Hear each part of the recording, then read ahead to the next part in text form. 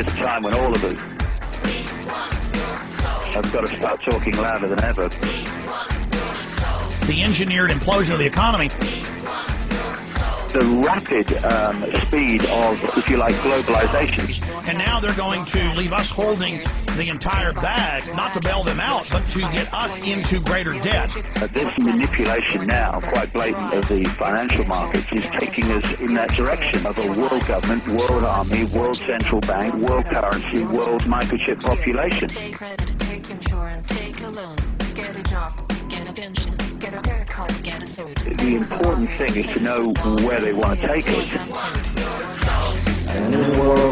They have to destroy the dollar, destroy the pound, destroy the old order, while they've been building the new world order, this technological enslavement system. The FBI is taking on $1 billion project to gather fingerprints, palm patterns, even digital pictures of faces. Eventually, it could expand to include iris patterns, face shape patterns, scars, even information about how you walk and talk. It's called biometrics. Hi, this is Joe Biden. Can a microscopic tag be implanted in a person's body to track his every movement? There's actual discussion about that. You will rule on that. Mark my words. New world order. This is the agenda I have set before my fellow prisoners. Even the Albuquerque Examiner has the headline, Rahm Emanuel wants compulsory service for your kids. Our first speaker is Congressman Rahm Emanuel. Compulsory then? Well, you have to, in a sense, it's required of everybody, 18 to 25, 3 months, and at some point at that point you do it. That's on the Obama website now. We cannot continue to rely only on our military in order to achieve the national security objectives that we've set. We've got to have a civilian national security force that's just as powerful, just as strong, just as well funded. It says your kids are going to have to go serve the government. Youth brigades, tattletale squads. I mean, you can't make this stuff up. You will always have a special place in my heart and in the New World Order. I'm getting presents in the New World Order!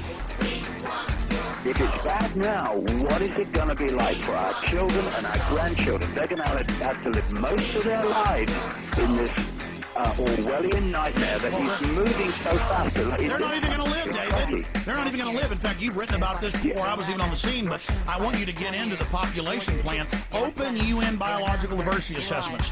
Open government plans, PDDs, State Department Memorandum 200, the Royal Commission on Population. World government is only a means to an end. They want to also create World War III, global conflict, to create the fear. They unfreeze societies with crisis and fear, because societies are normally rigid. People like the status quo. But they say it's a danger because they, when things are unfrozen, can mold things the way they want, but also the resistance can mold things. And so this is that window, the enemy's window, our window. That's why all of you have got to shine brighter than ever. We've got to get to the point now where we say, what the heck are we going to do about it?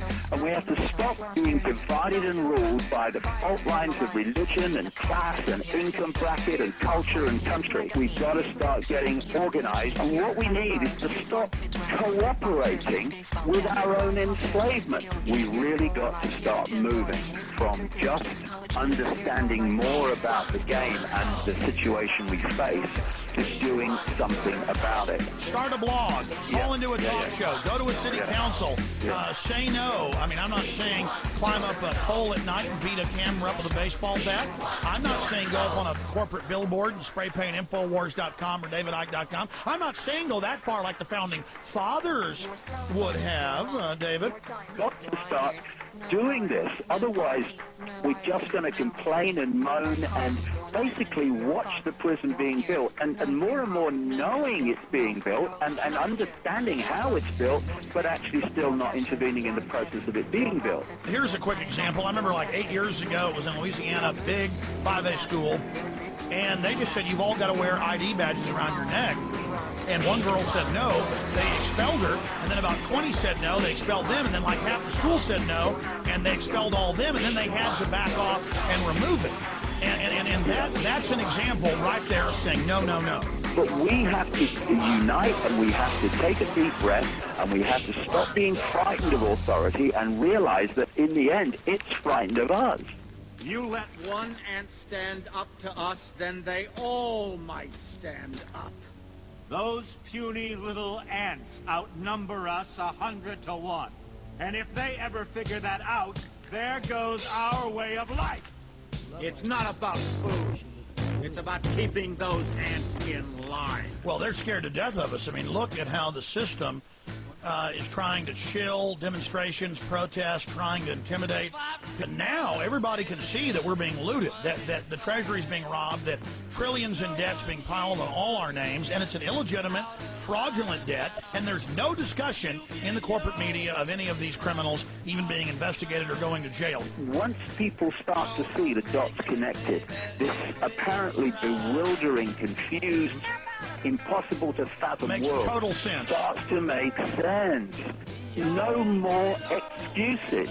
There's no more excuses. Look in the eyes of your children and grandchildren and tell them your excuses. We now have to get seriously active and organize this non-cooperation with this system. Because if we don't cooperate, it can't function. Gonna win, yeah, well. What have we contributed today to bringing an end to this enormously quickening move now to this Orwellian state, and what have we done to inform more people of what's going on? This is the time, folks. This is the window for the enemy and for humanity. This is it, and it's only going to intensify for the next decade, and then that's going to decide the future destiny of humanity. We are at the crossroads. There's a time when the operation of the machine becomes so odious, makes you so sick at heart that you can't take part. You can't even passively take part. And you've got to put your bodies upon the gears and upon the wheels, upon the levers, by all the apparatus, and you've got to make it stop. And you've got to indicate to the people who run it, to the people who own it, that unless you're free, the machine will be prevented from working. We've got to give them a stake in creating the kind of world order that I think all of us would like. If you think the U.S. financial meltdown was an unpredictable catastrophe, think again. The crisis was created by the real power that controls our country through these two parties, the Federal Reserve. The Reserve is no more federal than Federal Express, but yet it has the power to determine the direction of use of money in our economy. The Federal Reserve Bank, which is not a government institution, they have nothing to do with the federal government. It's a separate global banking system. Everything the government is doing now, all the economic stimuli, all the bailouts, they're all designed to perpetuate the problem, to get us deeper into debt, and all they're doing is throwing gasoline on a fire. We're working